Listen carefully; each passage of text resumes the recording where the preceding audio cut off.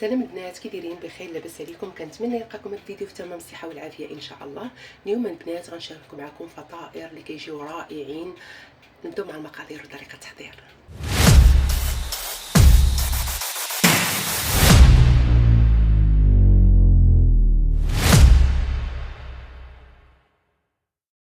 عندنا البنات كاس ونص ديال الحليب اللي كيكون دافي، قياس ديال العنبه. عندي نص كاس ديال السنيده، نص كاس ديال الزيت، الخميره الفوريه ولا الخميره المعجونه، تقريبا واحد المعلقه بومبي، قبيصه ديال الملحه، واحد الساشيه ديال الفاني، وخمسه ديال الكيسان ديال الدقيق الابيض،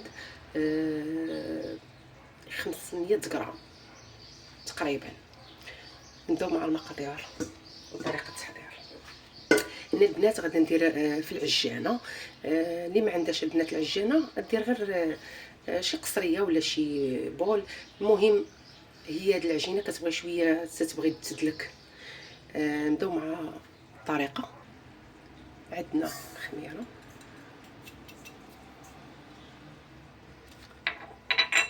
الحليب، كاس ونص البنات، قياس ديال العنبه، واحد الساشيه ديال الفاني،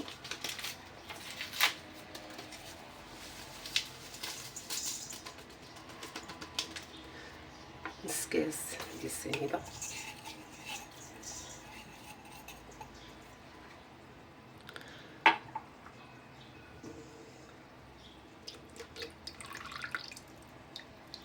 غادي نخلطوا هاد العناصر. غادي نزيدوا الدقيق،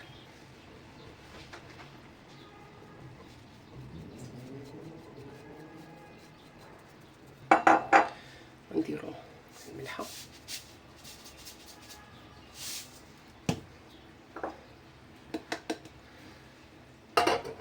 هاد المكونات البنات غنديروا في العجانه ونتلاقى معكم.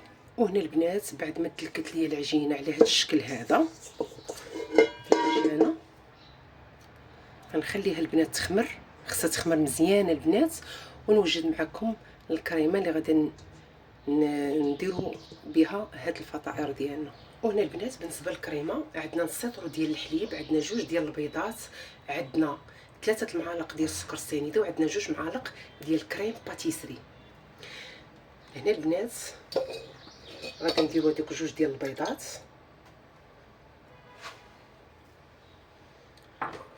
مع داك السكر السنيده. هنا البنات واحد جوج معالق ديال الكريم باتيسري،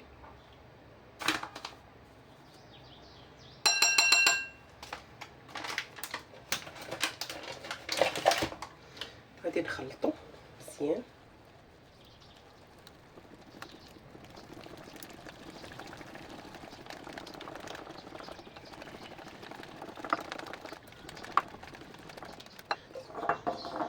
وهنا البنات غادا نديرو السطر ديال الحليب، غادي نديروه البنات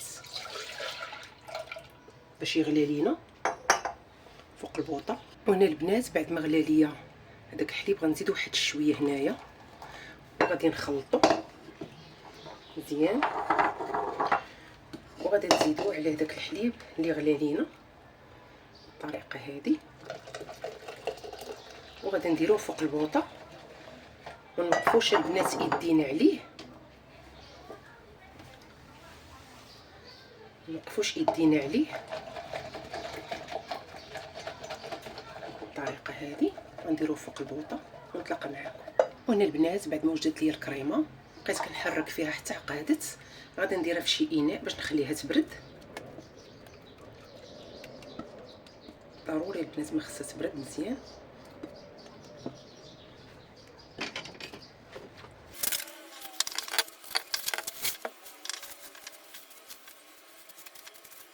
وهنا البنات بعد ما اختمرت لي العجينه كتولي على هذا الشكل هذا، نحيدوها.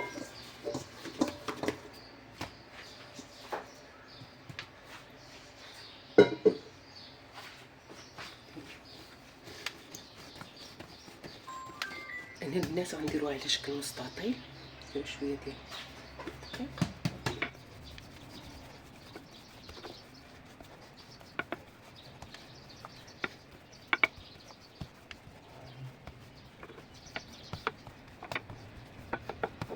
وهنا البنات عندي الزبده اللي درتها شويه غير دابت حيت كانت شويه قاصحه، تقريبا واحد 180 غرام ديال الزبده، اي نوع كتفضلوا.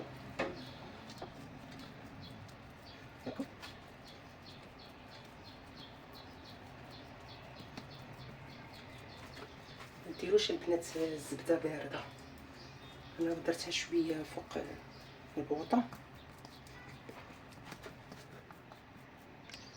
وهنا البنات غادي نبداو نجمعوا بهاد الطريقه هذه.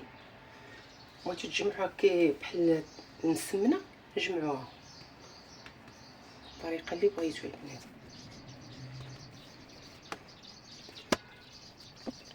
وغادي ندخلها للثلاجه ولا المجمد، غير كتشد راسها البنات ونكمل معكم. وهنا البنات بعد ما بردت لي العجينه خليتها تقريبا واحد 15 دقيقه بردات ولات بارده.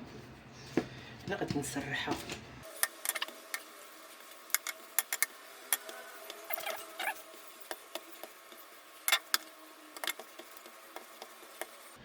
وهنا البنات بعد ما بردت لي الكريمه نحركها بحال هكا بالطريقه هذه، وغادي نديرها.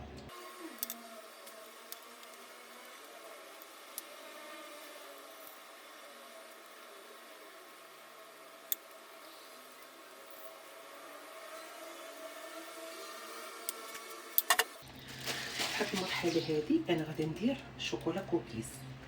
البنات اللي بغى يديروا الزبيب، اللي بغى دير هذوك الفواكه المعسله اللي فيها اللوينات، كيبقى لكم الاختيار ديالكم البنات.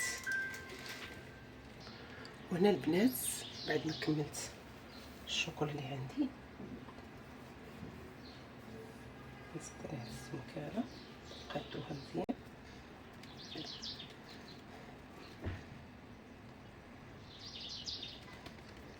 هنا البنات نبدا نقطع، نحيد هاد الجوانب.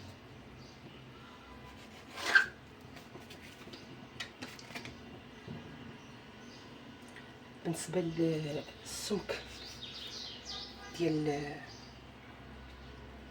على حسابكم، على حساب كل واحد اللي كيبغيهم، صغار كاين اللي كيبغيهم. انا غنديرهم على هذا الشكل هذا البنات.